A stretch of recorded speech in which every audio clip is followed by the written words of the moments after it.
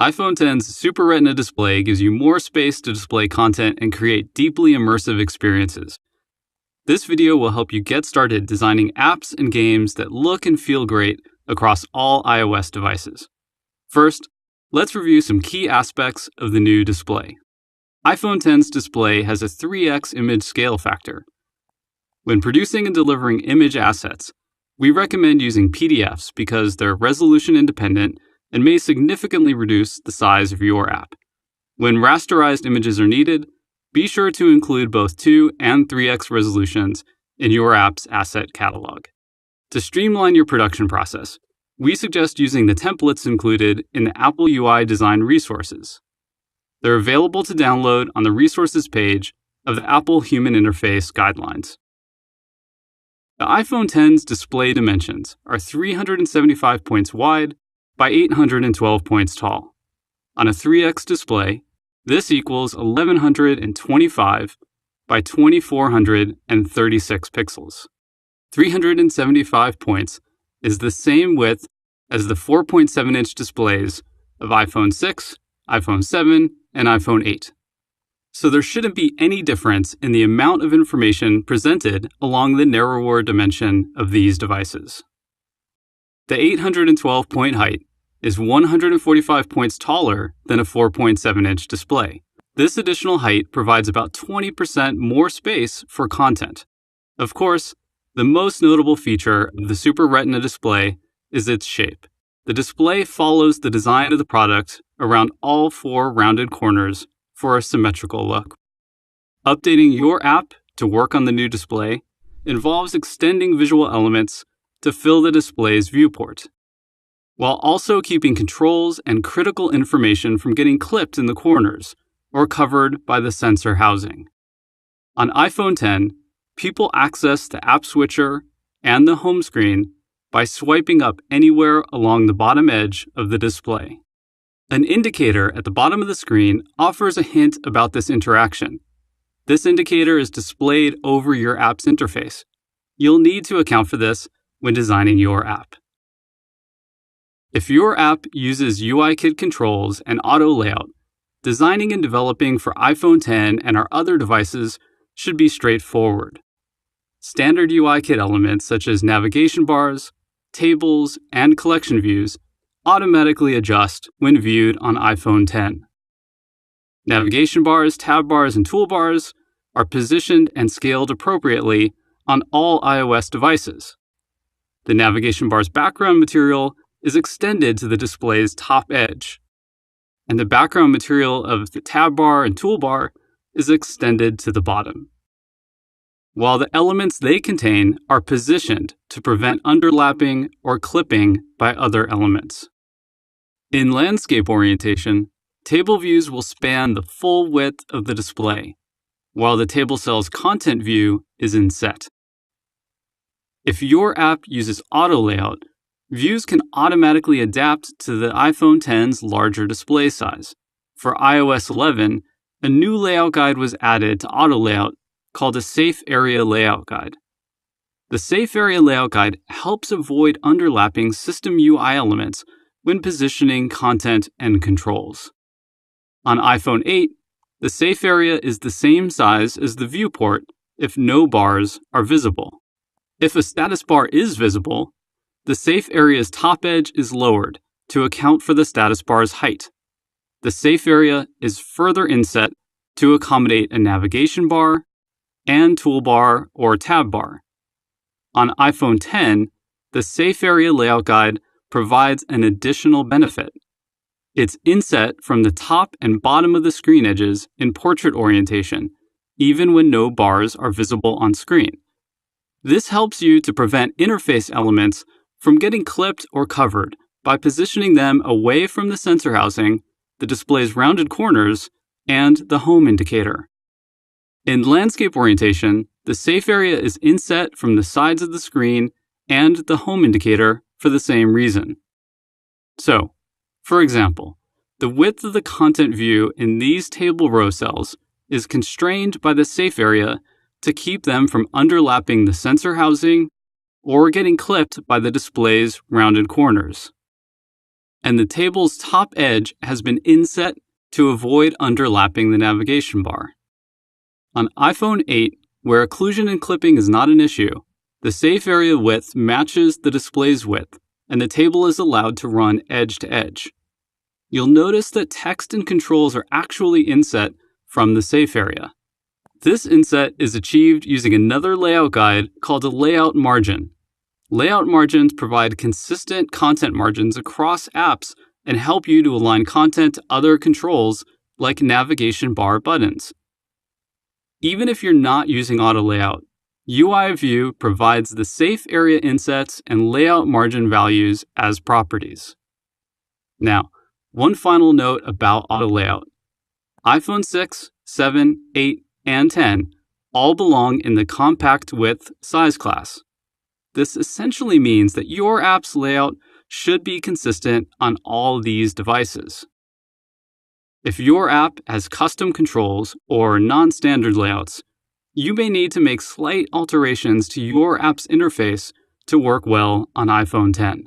There are two aspects to this. First, your app or game should always fill the display that it runs on. Placing black bars at the top or bottom of the screen makes your app feel small, cramped, and inconsistent with other apps on iPhone 10. When designing background graphics or rendering background scenes, keep in mind that iPhone 10's display has a different aspect ratio than a 4.7-inch display. Background graphics designed for iPhone 8's 16:9 aspect ratio will be cropped along the left and right edges on iPhone 10 if they're scaled to fill, or letterboxed if scaled to fit.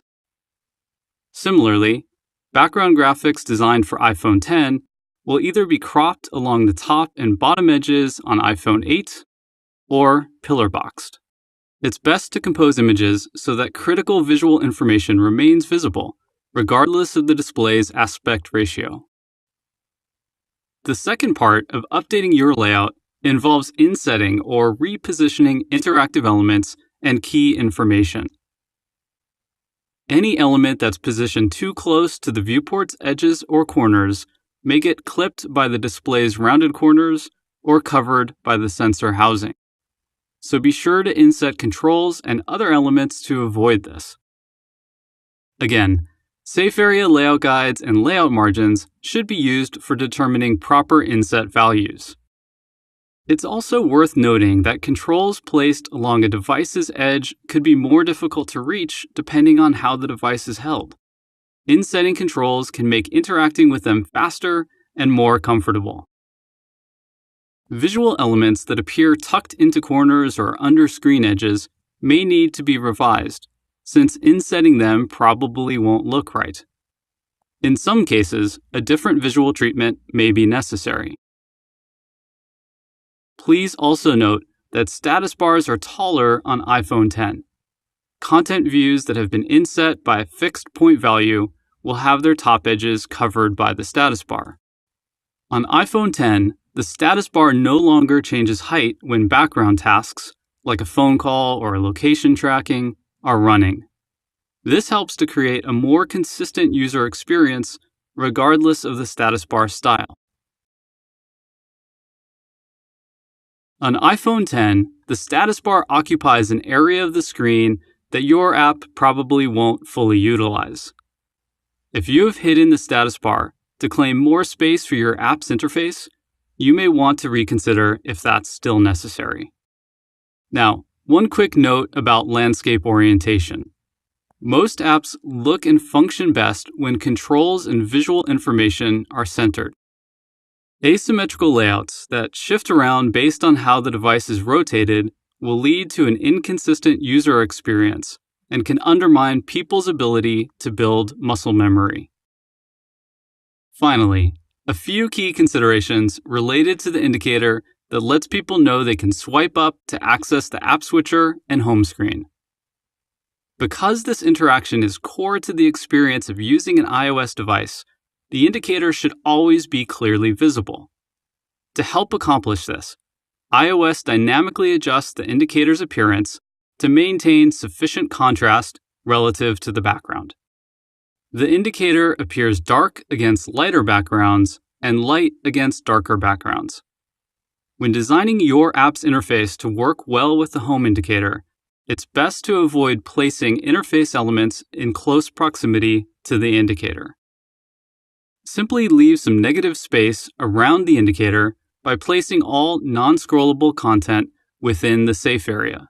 It's also not desirable to draw special attention to the indicator through visual adornments such as brackets, bezels, or other means. As mentioned earlier, people will access the app switcher and home screen by swiping upward from the bottom edge of the display. In most cases, swipe gestures tend to occur in the center of the display, so this interaction is unlikely to conflict with interactions in your app.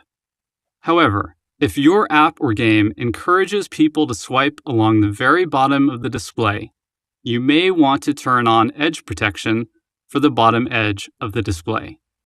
This will give the indicator a more subtle appearance and change its behavior so that 2 swipes are required to exit your app. The first swipe, or drag, lifts the indicator and enables the control, while swiping a second time allows people to exit your app or game.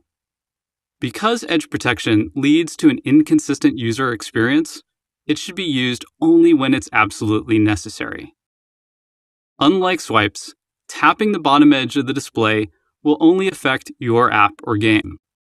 For example, tapping a table row cell has the same result whether or not it's behind the indicator. Vertically scrollable views, such as tables or collection views, should extend all the way to the bottom of the display rather than being constrained by the safe area.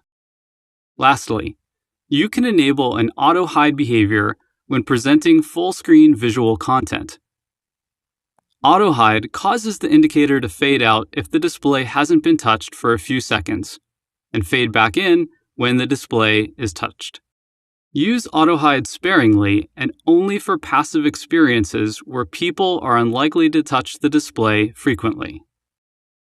Okay, for more iPhone X design guidance, please visit the Apple Human Interface Guidelines at developer.apple.com/design. And while you're there, download the latest version of the iOS Apple UI design resources. We've updated the Sketch and Photoshop templates for iPhone X, and there will be more updates coming soon.